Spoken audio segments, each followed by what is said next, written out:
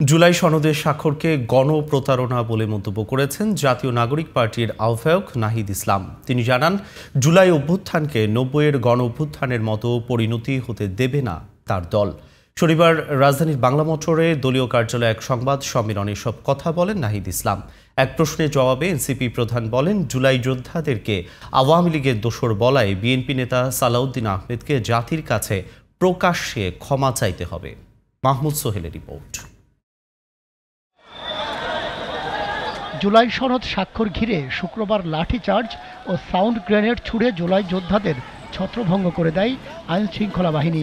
সেই ঘটনা নিয়ে শনিবার মন্তব্য করেন বিএনপির স্থায়ী কমিটির সদস্য সালাউদ্দিন আহমদ। আক্রান্তদেরকে স্বৈরাচারের দোসর বলে আখ্যা দেন তিনি।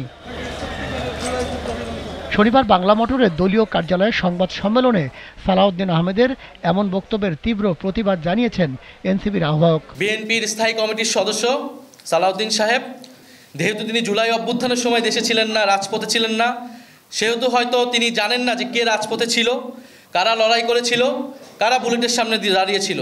আমাদের আহ্বান থাকবে, তিনি তার এই বক্তব্য অবিলম্বে প্রত্যাহার করবেন এবং সেই আহত যোদ্ধা এবং শহীদ পরিবারদের কাছে ক্ষমা চাবেন এবং তাদের সাথে বসে জুলাই গণ অভ্যুত্থানের গল্পটা শুনবেন, ইতিহাসটা শুনবেন, কারা লড়াই করেছিল, কিভাবে লড়াই করেছিল, কিভাবে এই দেশ স্বাধীন হয়েছিল এবং আজকে আমরা এখানে কথা বলতে পারছি। আইনি ভিত্তি ছাড়া জুলাই সনদকে জাতির সাথে প্রতারণার শামিল বলে মন্তব্য করেন নাহিদ ইসলাম। জুলাই গণ অভ্যুত্থানে অংশ নেওয়া ছাত্র জনতার সার্বভৌম অভিপ্রায় হিসেবে যখন প্রফেসর মোহাম্মদ ইউনূস একটি আদেশ জারির মাধ্যমে এর আইনি ভিত্তি তৈরি করবে এবং সেই ভিত্তি অনুসারে গণভোট এবং পরবর্তী নির্বাচিত সংসদ এবং গণপরিষদ একটি নতুন সংবিধান তৈরি করবে।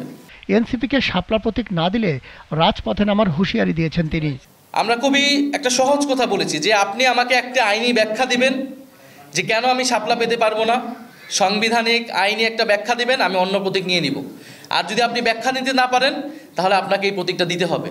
আপনি আমাকে কেন দিবেন না সেটা আপনাকে তো স্পষ্ট করতে হবে আমার কাছে এবং জাতির কাছে।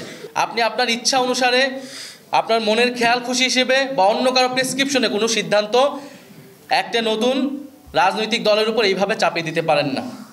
আরেকটি বিষয়, মাহমুদ সোহেল, জিটিভি নিউজ, ঢাকা।